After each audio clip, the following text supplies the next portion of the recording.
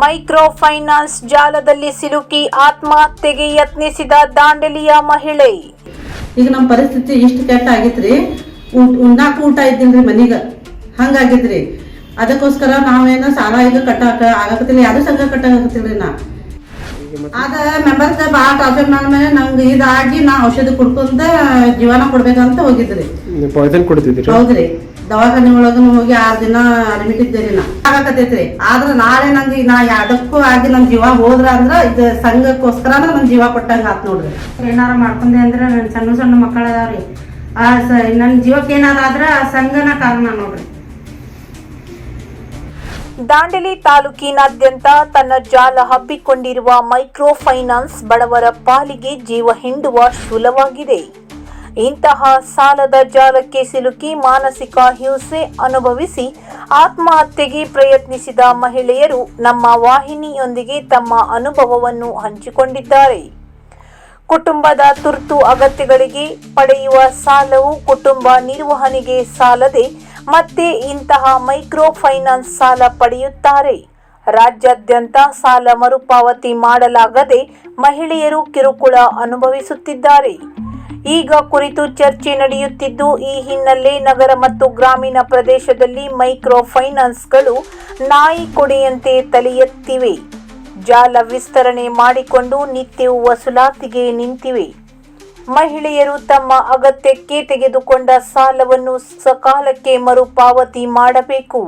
ಆದರೆ ಒಂದು ದುಡಿಮೆಯ ಮಾರ್ಗ ಹೊಂದಿರುವ ಕುಟುಂಬಗಳು ಜೀವನ ಪರ್ಯಂತ ಈ ಸಾಲವನ್ನು ಮರುಪಾವತಿ ಮಾಡಲಾಗದೆ ಒದ್ದಾಡುತ್ತಿದ್ದಾರೆ.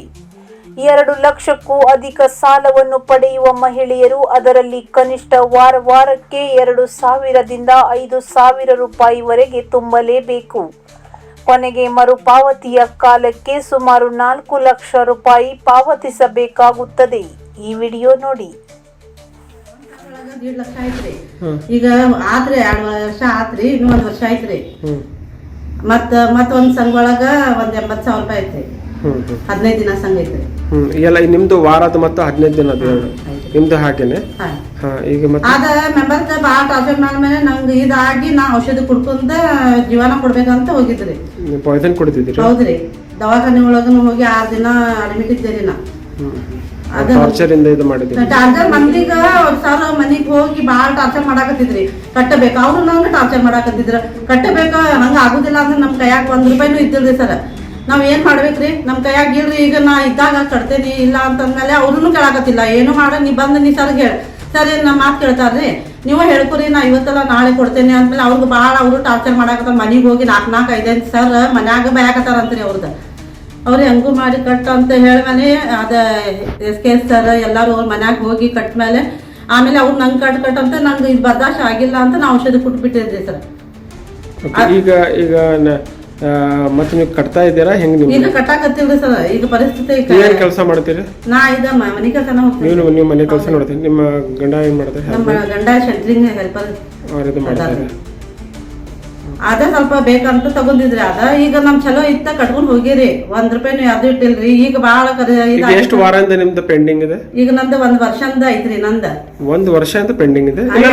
ಈಗ 4 ವಾರಂದ ಐತೇನು ಪೆಂಡಿಂಗ್. ಆರಾಮ ಐತಿಲ್ಲ, ಔಷಧ ನಂಗೆ ದವಾಖಾನೆ ಒಳಗೆ ಇದ್ದೆಲ್ಲ ಅವಾಗ ಕಟ್ಟಾಕ್ ಬಿಟ್ಟಿರಿ. ನಾ ಅದನ್ನು ಪಾಯ್ಸನ್ ತಗೊಂಡಿದ್ದಕ್ಕೆ ಜನರಲ್ ಹಾಸ್ಪಿಟಲ್ ಒಳಗೆ ಇದ್ದೆ. ಇದೇ ಕಾರಣಕ್ಕೆ ತಗೊಂಡಿದ್ರಿ? ಹೌದ್ರಿ, ಇದ ಟಾರ್ಚರ್ ಬಾಳ ಆಗತ್ತೆ ಮೈಂಡ್ ಒಳಗ. ಆದರಿ ನಂಗೆ ಕೆಲ್ಸಕ್ಕೆಲ್ಲ ಏನೇ ಮನ್ಯಾಗಿದ್ದು ಏನೋ ಮಾಡ್ಕೋಬೇಕ.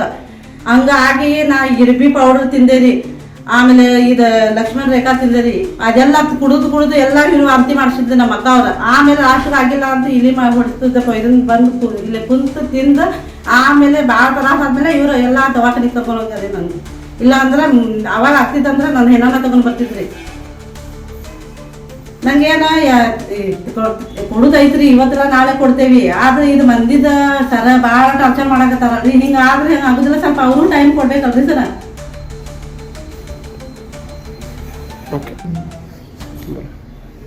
ಮೆಂಟಲ್ ಟಾರ್ಚರ್ ಎಷ್ಟಂದ್ರೆ ಮೈಂಡ್ ಒಳಗೆ ಅದರಿ. ಏನ್ ಮಾಡ್ಬೇಕ, ಇವ್ದು ಹೆಂಗ್ ಕಟ್ಟಬೇಕ, ಎಲ್ಲಿಂದ ಬರ್ಬೇಕ, ಕೈಯಾಗ 1 ರೂಪಾಯಿ ಇಲ್ಲ. ಅದಕ್ಕೋಸ್ಕರ ಏನು ಮಾಡ್ಕೋಬೇಕ ಹಂಗ ಆಗಾಕತ್ತೈತ್ರಿ. ಆದ್ರೆ ನಾಳೆ ನಂಗೆ ನಾ ಯಾವ್ದಕ್ಕೂ ಆಗಿ ನನ್ ಜೀವ ಹೋದ್ರ ಅಂದ್ರ ಇದು ಸಂಘಕ್ಕೋಸ್ಕರ ನನ್ ಜೀವ ಕೊಟ್ಟಂಗ ಆತ್ ನೋಡ್ರಿ. ಇದಾಗ್ತೈತಿ ನೋಡ್ರಿ.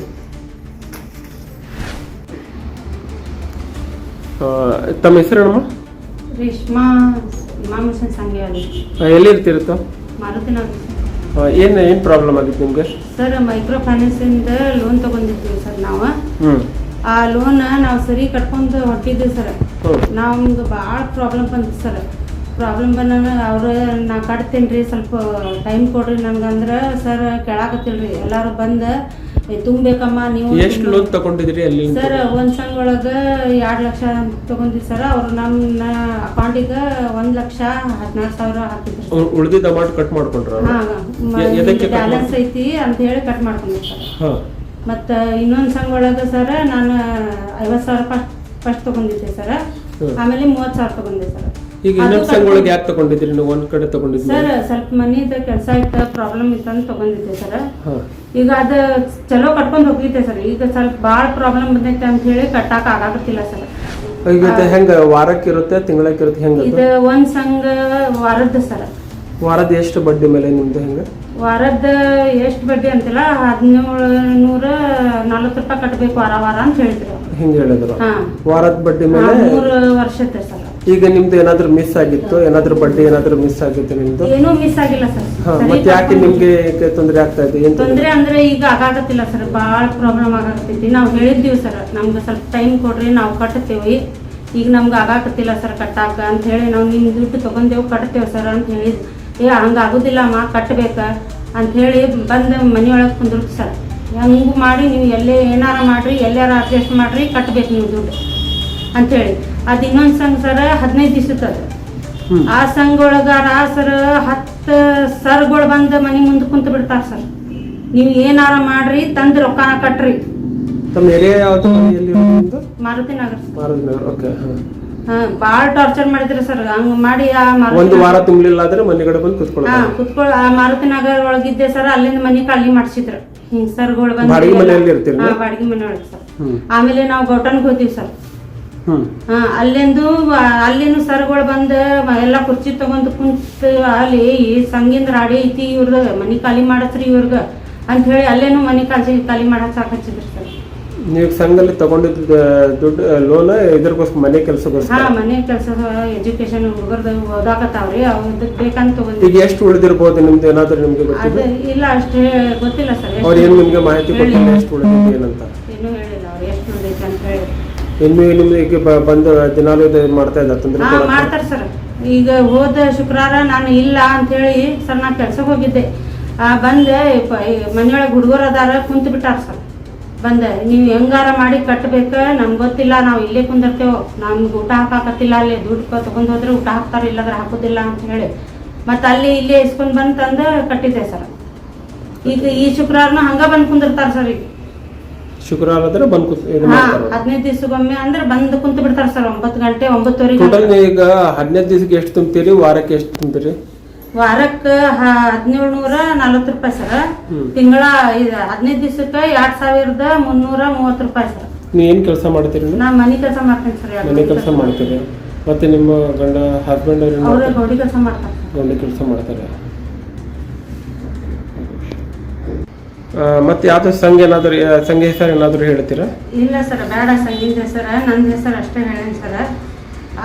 ಒಟ್ಟು ಸಂಘದವ್ರ ಟಾರ್ಚರ್ ಮಾಡಾಕ್ತೀವಿ ಸರ್. ಸಂಘದ ಹೆಸರು ಹೇಳೋದಿಲ್ಲ ಸರ್. ಈಗ ಅವ್ರು ಬಂದ ಕುಂತ ಭಾಳ ಟಾರ್ಚರ್ ಕೊಡಾಕತ್ತಾರೆ. ಹಿಂಗಾಗಿ ಏನಾರ ನನ್ನ ಜೀವಕ್ಕೆ ಏನಾರ ಮಾಡ್ಕೊಂಡೆ ಅಂದ್ರೆ ನನ್ನ ಸಣ್ಣ ಮಕ್ಕಳು ಅದಾವ್ರಿ. ನನ್ನ ಜೀವಕ್ಕೆ ಏನಾರ ಆದ್ರೆ ಆ ಸಂಘನ ಕಾರಣ ನೋಡ್ರಿ.